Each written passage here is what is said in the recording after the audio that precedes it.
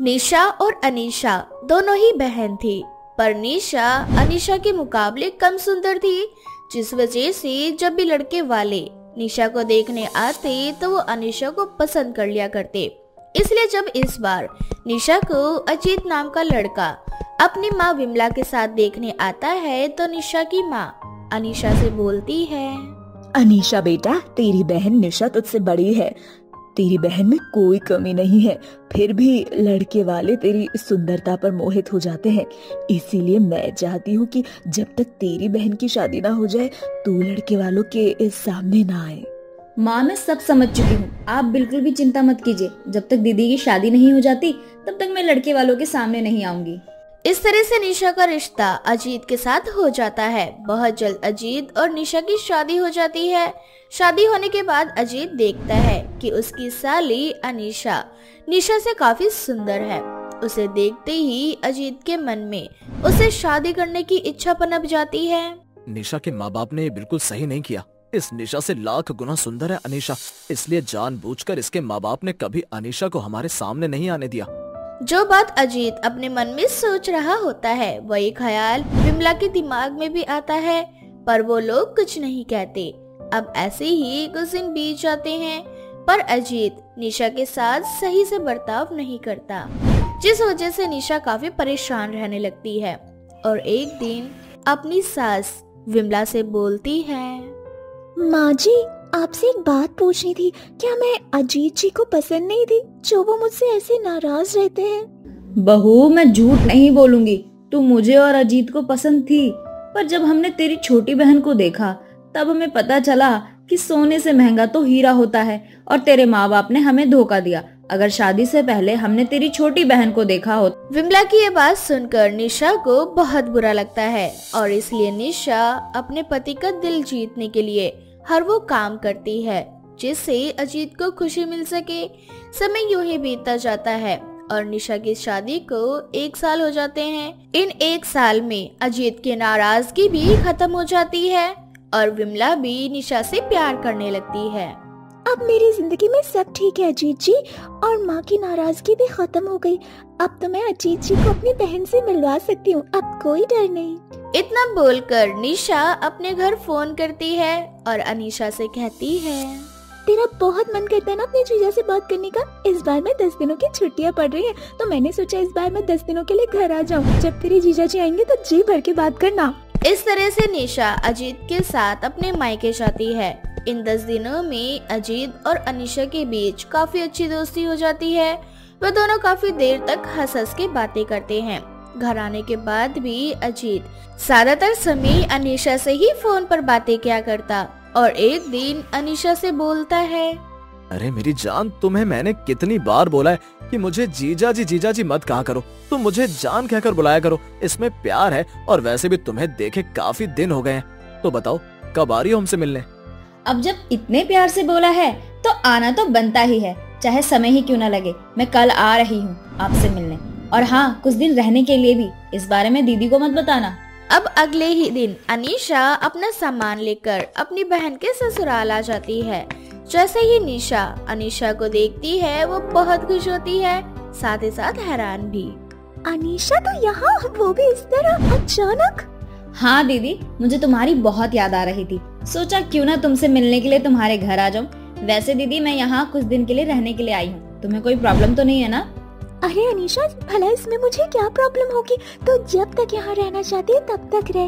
वैसे भी माँ जी और अजीत जी दोनों ही अब मुझसे बहुत प्यार करते हैं। इस तरह से अनीशा और निशा काफी देर तक एक दूसरे से बातें करती हैं। शाम को जब अजीत घर आता है तो वो निशा के सामने नाटक करता है जैसे उसे कुछ मालूम ही नहीं। अब ऐसे ही कुछ दिन बीत जाते हैं और अनीशा ज्यादातर समय अपने जीजा के साथ ही रहती। ये देखकर निशा को थोड़ा अजीब लगता है, पर वो सारी बातें इग्नोर कर देती है। पर समय के साथ अनीशा और अजीत की दोस्ती इतनी गहरी हो जाती है कि अजीत अब निशा को जरा भी टाइम नहीं देता और ऑफिस जाने से पहले अनीशा से मिलकर जाता और ऑफिस से घर आते ही अनीशा के पास जाकर बैठ जाता। जब से अनीशा इस घर में आई अजीत जी का बिहेवियर काफी बदल चुका है। वो पहले की तरह नहीं रहे। हर समय अब अनीशा को ही ढूंढते हैं और अनीशा भी हर समय इन्हीं के साथ चिपकी रहती है। कहीं मेरी ही बहन मेरी सौदा बनने की कोशिश तो नहीं कर रही। हे भगवान, मैं अपनी बहन के बारे में क्या सोच रही हूँ। आज उसी की वजह से तो मेरा घर बसा है और मैं। इस तरह से निशा के दिमाग में काफी सारी बातें घूमने लगती है, पर निशा ये सब देखकर भी सारी बातें नजरअंदाज करती है। अब समय के साथ विमला भी ज्यादातर समय अनीशा के साथ ही रहती। बेचारी निशा पूरे दिन घर के कामों में लगी रहती और अनीशा विमला के साथ कमरे में बैठकर बातें करती रहती। शाम को जैसे ही अजीत घर आता, अजीत के आने के बाद अनीशा अजीत के साथ बैठ जाया करती। ऐसे ही एक रात निशा सो रही होती है, तभी आधी रात में उसकी आंख खुलती है और वो देखती है कि अजीत बिस्तर पर नहीं है। इतनी रात को अजीत जी कहाँ गए और ये बालकनी में से हंसने की आवाज किसकी आ रही है? अब निशा बालकनी पर जाकर देखती है, जहां वो देखती है कि अजीत और अनीशा खड़े होकर हंस कर बातें कर रहे हैं। पर जैसे ही वो दोनों निशा को देखते हैं, बिल्कुल चौंक जाते हैं। क्या हुआ? आप दोनों मुझे देखकर ऐसे डर क्यों गए? और इतनी रात में आप दोनों अकेले बालकनी में क्या कर रहे हो? कुछ नहीं निशा, मुझे नींद आ रही थी तो मैं टहलने के लिए कमरे से बाहर आ गया। तभी मेरी नजर अनीशा पर पड़ी।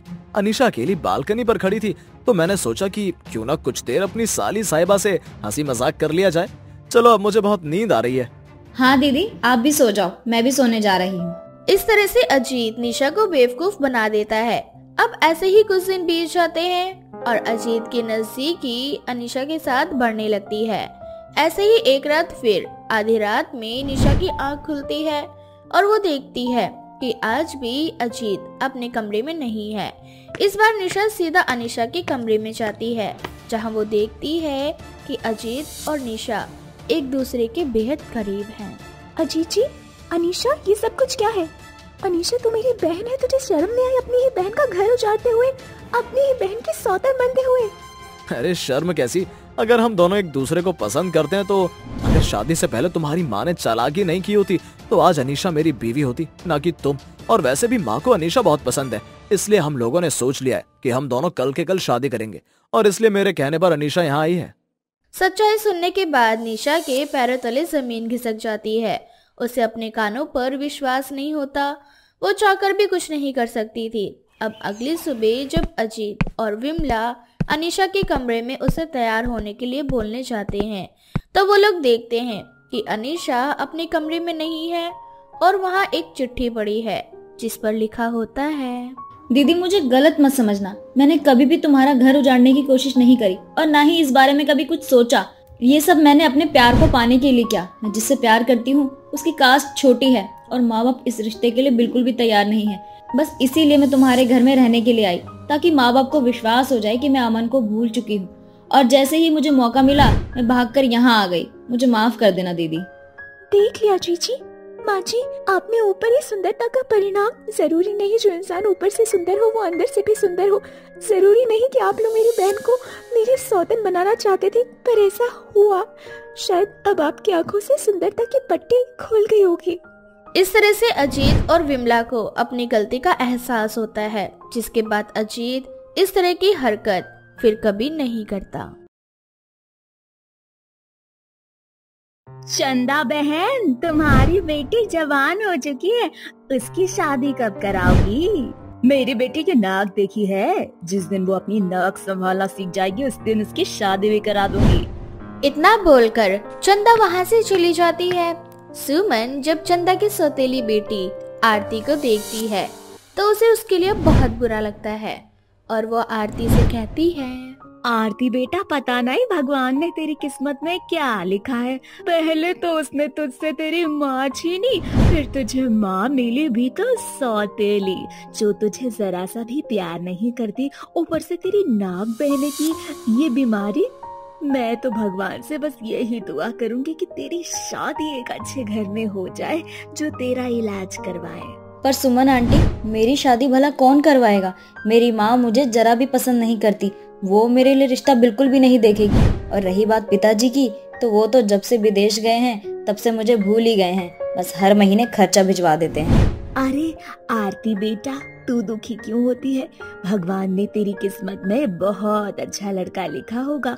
और रही तेरी शादी की बात, तो तेरी शादी मैं करवाऊंगी, और तेरी शादी कैसे होगी उसकी जिम्मेदारी तू मुझ पर छोड़ दे। आप क्या करने वाली हैं आंटी? बस तू देखते रहे बेटा। बस तुझसे एक विनती है, जब लड़के वाले तुझे देखने आए तो तू कुछ भी करके अपनी नाक साफ रखना। उनको पता मत चलने देना कि तेरी नाक बहती है।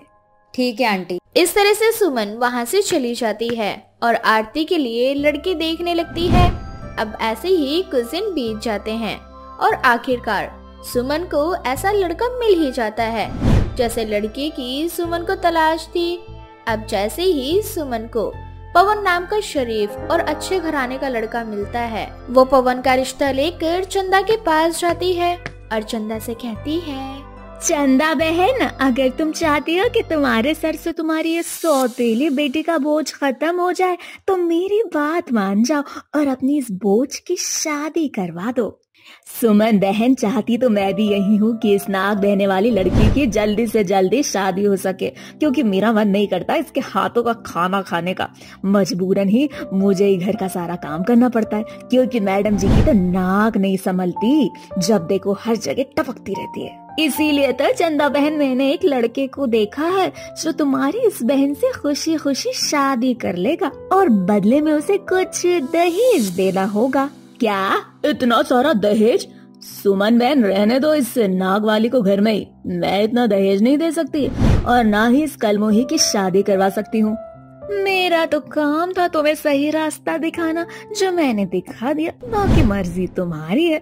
मैंने तो सोचा था कि किसी भी लड़के से तुम अपनी बेटी की शादी करवा दोगी तो उससे तुम्हारा ही पीछा छूटेगा, पर तुम जब खुद ही चाहती हो कि नाक बहने वाली तुम्हारी बेटी जिंदगी भर तुम्हारे पास रहे तो रखो उसे अपने पास। इस तरह से सुमन वहाँ से चली जाती है, पर सुमन के जाने के बाद भी चंदा के दिमाग में उसकी बातें घूमती रहती है और अगले दिन चंदा सुमन के पास जाकर उससे कहती है, बहन कल तुम मुझे उस लड़के के बारे में बता रही थी, मुझे वो रिश्ता मंजूर है। वैसे भी उस कलमोही के लिए कौन सा मुझे पैसे खर्च करने, उसकी मरी हुई माँ के कुछ गहने रखे, वही गहने उस लड़के को दे दूंगी और उसके सामने हाथ जोड़कर उनसे कह दूंगी। अब क्या था, अब बहुत जल्द सुमन पवन और उसकी माँ के साथ आरती को देखने के लिए उसके घर आती है, जहाँ चंदा आरती को तैयार करके लड़के को दिखाने के लिए ले जाती है। और इसी बीच वो आरती से कहती है, आय हाय कलमोही कहीं की ऐसे जाएगी नाक टपकाती हुई उन लोगों के सामने। अगर उसने तेरी नाक बहती हुई देख ली तो वो लोग रिश्ते से मना कर देंगे, फिर पड़ी रहना जिंदगी भर घर में। माँ आप तो जानती है ना कि मेरी बहती हुई नाक कभी नहीं रुकती, तो आप ही बताओ ना मैं क्या करूँ जिससे मेरी नाक रुक जाए। तेरी माँ तो चल बसी, पर तेरे साथ तेरी नाक यहीं छोड़ गई। अरे अपनी माँ के साथ तू भी मर जाती ना। अगर तू मर जाती तो मेरे सर से बोझ पहले ही उतर जाता। खैर अब ये पकड़ रुमाल और जैसे ही नाक आए नाक साफ कर लेना और कोशिश करना कि नाक आने से पहले ही उसे ऊपर खींच ले।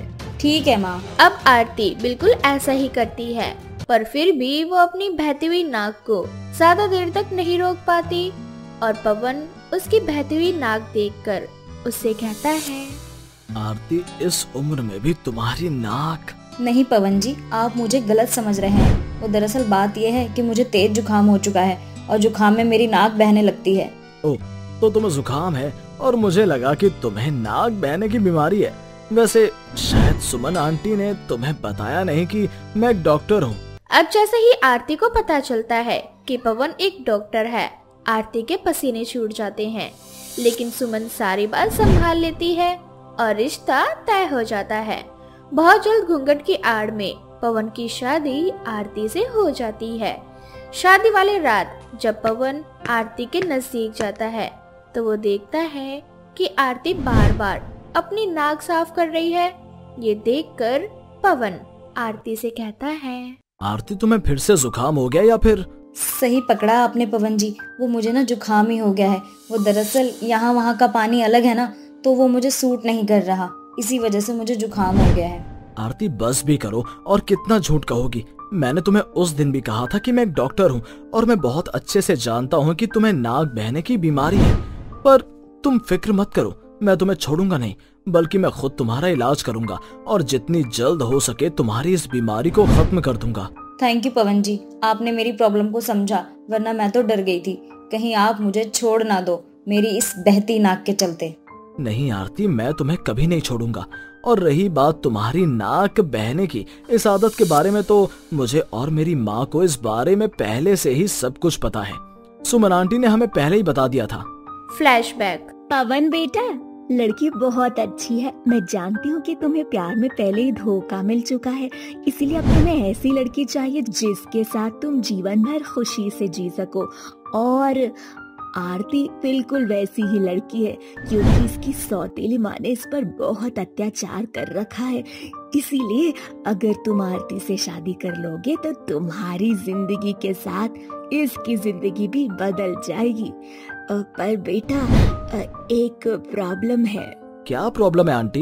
पवन बेटा, मैंने तुम्हें बताया था ना कि आरती की माँ सौतेली है। आरती की बचपन से ही नाक बहती आ रही है और उसकी सौतेली माँ ने कभी उसका इलाज नहीं करवाया, जिस वजह से आज भी उसकी नाक बहती है और इसी वजह से उसकी शादी कहीं नहीं हो रही। तुम तो एक डॉक्टर हो, अगर तुम उससे शादी करके उसकी इस बीमारी का इलाज कर दोगे तो मैं सोचूंगी कि मैंने एक लड़की का घर बसा दिया। आंटी जी, आप बेफिक्र रहिए और आरती को मत बताना कि मुझे उसकी सच्चाई के बारे में पता है और ना ही उसकी माँ को। और वैसे भी मुझे ऐसी लड़की की तलाश है जो मुझे समझे और मेरी माँ को, और जो इस घर को संभाल सके। अगर आरती वैसी लड़की निकली तो मैं उसे उसकी इस कमी के साथ अपना लूंगा। फ्लैशबैक से बाहर। मुझे माफ कर दीजिए पवन जी, जो मैंने आपसे ये सच्चाई छुपाई। हालांकि मुझे ये इतनी बड़ी बात आपसे छुपानी नहीं चाहिए थी, लेकिन ये सब कुछ मैंने अपनी माँ के डर से किया। आरती, तुम मुझे सफाई मत दो, मैं सब जानता हूँ। और मैंने तुमसे शादी के लिए हाँ इसलिए की क्योंकि जब मैंने तुम्हें देखा तो मैंने पाया कि तुम। इस तरह से आरती को एक अच्छा जीवन साथी मिल जाता है और पवन बहुत जल्द आरती का इलाज शुरू करवाता है और कुछ ही महीनों में आरती की नाक बहने की बीमारी खत्म हो जाती है। रामू बहुत गरीब था। वो अपनी बेटी दिशा और अपनी बीवी तारा के साथ रहा करता था। रामू अपनी बेटी को स्कूल भेजना चाहता था, लेकिन गरीब होने की वजह से वो अपनी बेटी को कभी स्कूल नहीं भेज पाता। रामू अपने घर की आर्थिक व्यवस्था चलाने के लिए मजदूरों की तरह खेतों में काम किया करता। उसे जो भी छोटा मोटा काम मिलता वो उसे करके अपने 2 वक्त के खाने का इंतजाम कर लिया करता। ऐसे ही एक रोज रामू खेती करके घर आता है, तभी उसकी बेटी बोलती है, पिताजी आप आ गए, मेरे लिए क्या लेकर आए? अपने पिताजी को माफ करना बेटी, पर आज भी तेरे पिताजी तेरे लिए कुछ नहीं ला पाए। पर मैं तुझसे वादा करता हूँ एक दिन मैं तेरी इच्छा जरूर पूरी करूँगा। इतना बोलकर रामू अपनी आज की दिहाड़ी अपनी बीवी के हाथ में थमा देता है। अब हमेशा की तरह सुबह होते ही रामू काम के लिए निकल जाता है और आज भी उसे खेत में एक छोटा मोटा काम मिल जाता है। शाम को अपना काम करके रामू घर जा रहा होता है, तभी एक व्यक्ति अपने हाथों में सुनहरी मुर्गी लेकर आता है और रामू से बोलता है, भाई मेरा एक छोटा सा काम करोगे? कैसा काम साहब? ये मेरी सुनहरी मुर्गी है, मैं इसे अपने दोस्त के घर ले जा रहा था उसे गिफ्ट करने के लिए, परंतु अचानक से मेरे घर से फोन आ गया। मुझे पता चला कि मेरे बेटे की तबीयत बहुत खराब हो चुकी है, जिस वजह से मुझे घर वापस जाना पड़ रहा है। परंतु आज मेरे दोस्त का बर्थडे है तो मुझे ये मुर्गी उसे गिफ्ट करनी है। अगर तुम ये सुनहरी मुर्गी मेरे दोस्त को दे आओगे तो मैं बदले में तुम्हें इसके पैसे दूंगा। पैसे का नाम सुनकर रामू खुश हो जाता है और उस आदमी से बोलता है, ठीक है साहब, आपका काम हो जाएगा, आप मुझे एड्रेस बता दीजिए। ठीक है, मैं तुम्हें एड्रेस देता हूँ, परंतु कल सुबह 10 बजे तुम मुझे इसी जगह पर मिलना। मैं अभी तुम्हें तुम्हारे पैसे नहीं दे सकता, परंतु कल सुबह मैं तुम्हें तुम्हारे पैसे दे दूंगा। इतना बोलकर वो आदमी रामू को वो सुनहरी मुर्गी देकर वहाँ से चला जाता है।